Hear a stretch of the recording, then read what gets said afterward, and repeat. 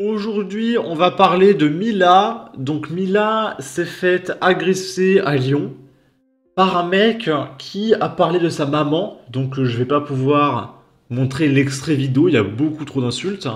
Mais elle va nous raconter ça et je vais essayer de censurer comme il faut pour que ça passe sur YouTube. Je sortais d'une boutique, mes sacs de shopping dans les bras, quand ce mec m'a bousculé très violemment en m'insultant. Wesh, c'est toi Mila, la grosse fille de sa maman. Je te fais des choses que je ne peux pas dire sur YouTube. Il sort son téléphone pour me filmer en même temps. Je rétorque en râlant, toujours les mêmes qui nous emmerdent. Il s'approche de moi. Comment ça, toujours les mêmes? Commence à m'attraper par les cheveux pour me filmer. Donc je le frappe à plusieurs reprises au visage, dans le ventre et dans le service 3 pièces par légitime défense.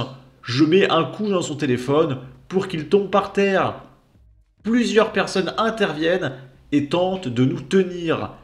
Et du coup, étant donné qu'elle a attaqué gratuitement, sans aucune raison, cette pauvre victime du système, je suppose qu'elle aura des problèmes avec la justice.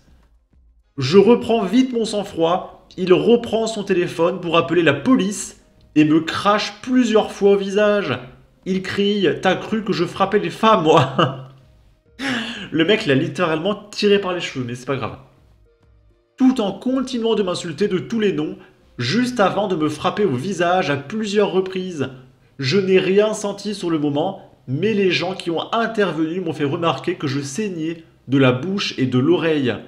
Un migrant intervient et se jette sur le mec en le repoussant à plusieurs reprises. Dégage, dégage!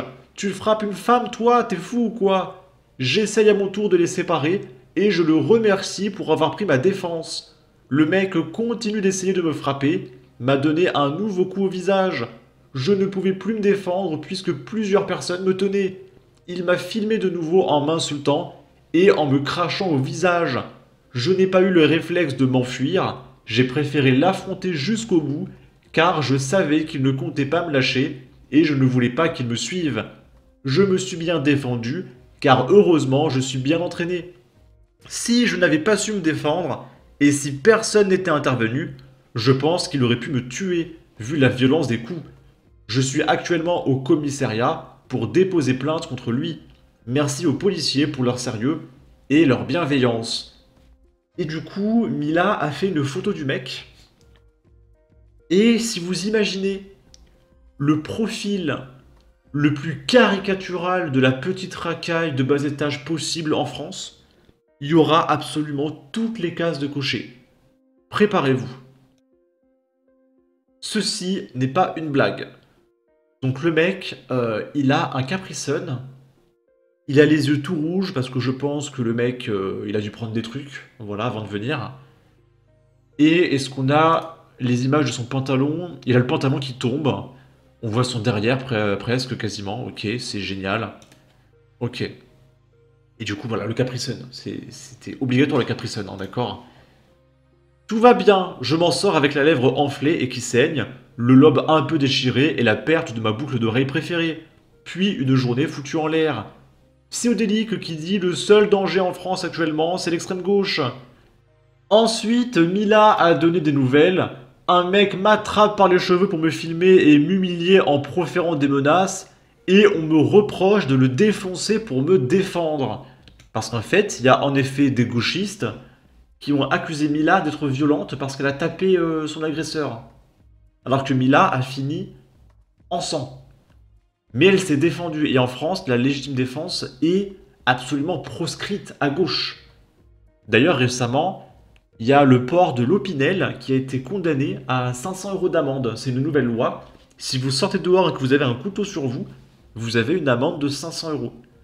Il ne faut pas que les Français puissent se défendre. C'est interdit en France. Vous devez crever, bande de pauvres, d'accord?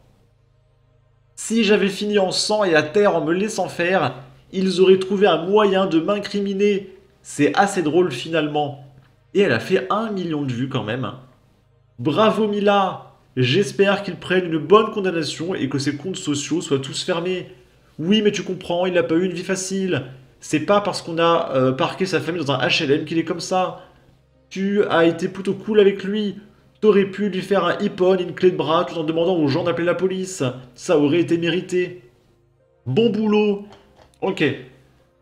Là, c'est une nana qui va rentrer dans un bus. Et il y a un mec qui la suit. Et du coup, elle va demander de l'aide à la chauffeur de bus, qui va la protéger. Et c'est assez beau, on va regarder ça. Madame, s'il vous plaît, il y a un monsieur depuis tout à l'heure. Il fait que de me suivre, ça fait 2 bus que je monte et il est toujours là. Ah bon? C'est qui, le monsieur au fond là-bas? Oui, c'est ça. Non, reste là. T'inquiète, reste là. Hop. T'inquiète pas, tu descends, ma belle. Je descendais à l'arrêt qui était juste avant, Ok, normalement. bah là, on va arriver au feu et tu vas descendre très vite, d'accord? Tu veux que j'appelle la police? Non, merci, c'est bon. Ok. Allez, vite, chill. Merci, madame.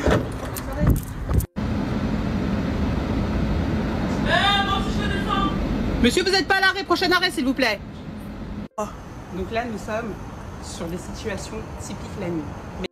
Donc en gros, le mec voulait suivre la nana, mais la chauffeuse a arrêté le bus entre 2 arrêts pour qu'elle puisse sortir tranquille.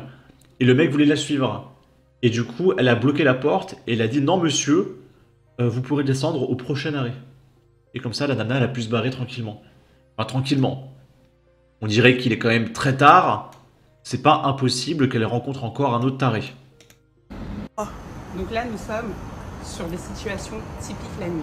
Mesdemoiselles, quand vous ne vous sentez pas en sécurité dans le bus, je vous invite à vous diriger vers le chauffeur de bus qui sera à votre tête. Attention sur les lignes Madame. Ok.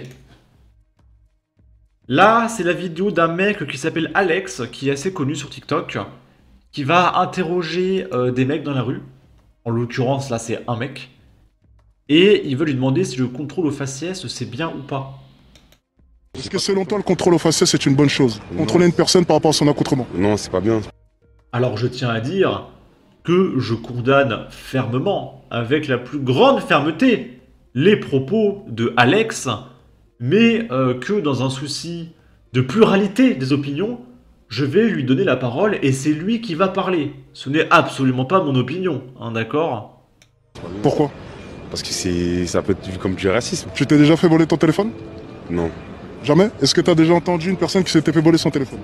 Ouais. Généralement, c'était un quoi le volant? Honnêtement. Généralement, c'était un quoi? C'était soit un Renault, soit un rebeu. Donc au final, le contrôle aux faciès, c'est une bonne chose ou pas? Non, c'est pas une bonne chose. Mais- Ça veut rien dire. C'est-à-dire, ça veut rien dire. C'est vrai, là, c'était un Renault, un rebeu, peut-être. Il y a même des blancs qui volent. Ok. Bien entendu. Ça veut rien dire. Mais les probabilités.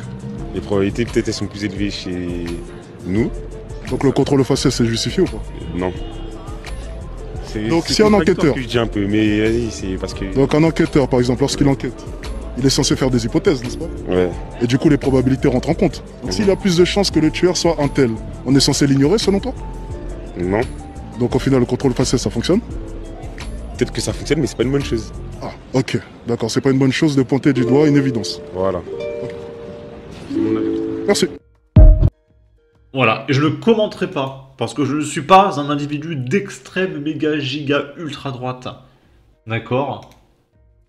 En tout cas, n'hésitez pas à donner votre avis, votre opinion, à partager, liker, commenter, ça aidera au référencement de la vidéo sur YouTube. Abonnez-vous, suivez-moi sur Twitter, prenez soin de vous, salut!